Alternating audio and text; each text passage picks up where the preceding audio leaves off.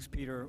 And Peter called me. He'll tell you it took about 5 or 10 minutes for him to convince me this made sense. Are you sure you're calling the right guy? I asked him that at least 3 or 4 times. Now, you know what I do. Okay, but eventually he convinced me this was right. A little bit about my background. I'm an accountant, okay? I thought I'd be the only accountant here today, but I found one other in the audience, Kenneth Sauce. I'm feeling good.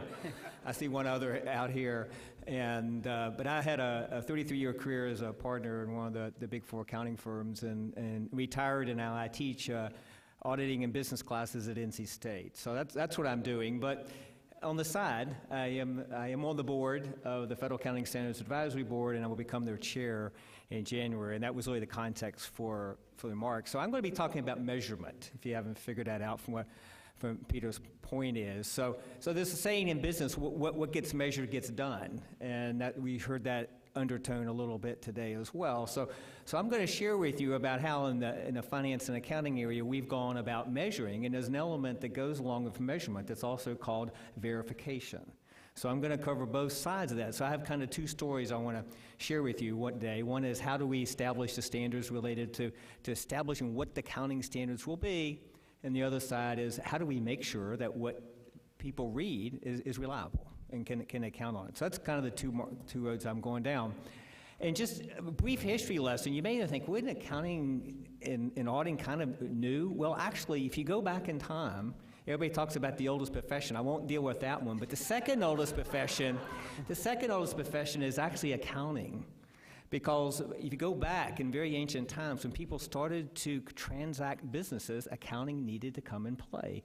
And very soon after business started, the need to verify became, how do I know I'm getting so much wheat? How do I know I'm getting what you're telling me? So auditing followed pretty closely behind commerce when it first started many years ago. Now, in modern times, we sort of think about the SEC Act of 33 and 34 after the Depression sort of being where we are in modern times. But any way you look at it, the benefit of this is you can learn from us. We've done this. We've been down this road. We've made all the mistakes, and hopefully you can learn from the mistakes that we've made. So I'm going to talk with the accounting side first.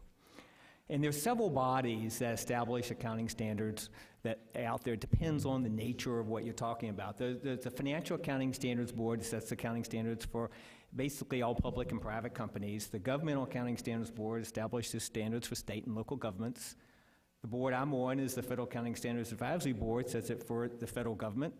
And then you have the International Accounting Standards Board that sets it basically for the rest of the world. And what they all have in common, and this is what I want to focus on, is the commonality of these organizations, is they're independent. And I'll come back to that several times.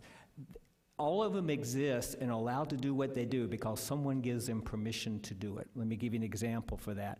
Actually, under the federal law, the SEC is who has the authority to establish accounting standards for public companies in the U.S. They actually, while they mess with it a little bit and they give some guidance, they have actually outsourced it to the Financial Accounting Standards Board in Norwalk, Connecticut. And that got confirmed in the Sarbanes-Oxley Act of 2002, where they actually, SEC had done it, but it actually got confirmed through SOX in that particular law that was passed. So in essence, the Financial Accounting Standards Board is allowed to exist and do what they do because the SEC allows them to do that. Every one of those other boards I've talked to have similar in that area. The board I'm on, we exist because there's a memorandum of understanding between the GAO, OMB, and Treasury. All 3 of those within the federal government have the ability to establish accounting standards for the federal government. It makes sense. They didn't appoint 1, they appointed 3 agencies to set accounting standards. You can appreciate the cooperation that happens on that point. And so that's why we came together, is we work under a memorandum of understanding so we can bring everybody together to come up with one set of accounting standards. Okay. So what's some commonality things that if you go through and you want to establish, this is all about, if you're going to create measures, you got to have measures that people are going to believe. You have to have measures that will be consistently measured. And from not only within the organization, but between organizations. Because just like financial statements, people make decisions, should I buy this stock or that? People are making decisions about quality measures as well in healthcare.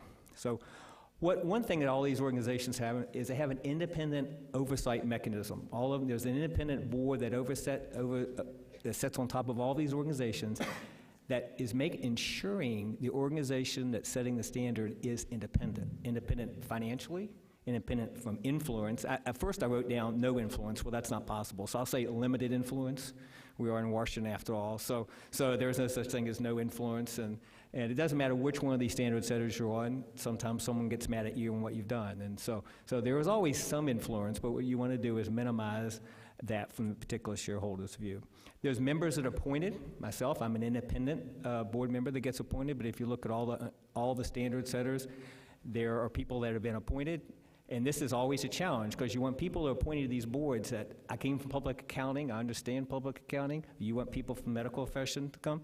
But then there's, well, how is that independent then? So you get in this scenario back and forth. How can you be independent if you came from the industry in which you're setting standards on? And so that's why I'm retired and I do this. But you try to do things in that area that maintains the independence of the board. They also have a due process that they go through. They all have a standard due process.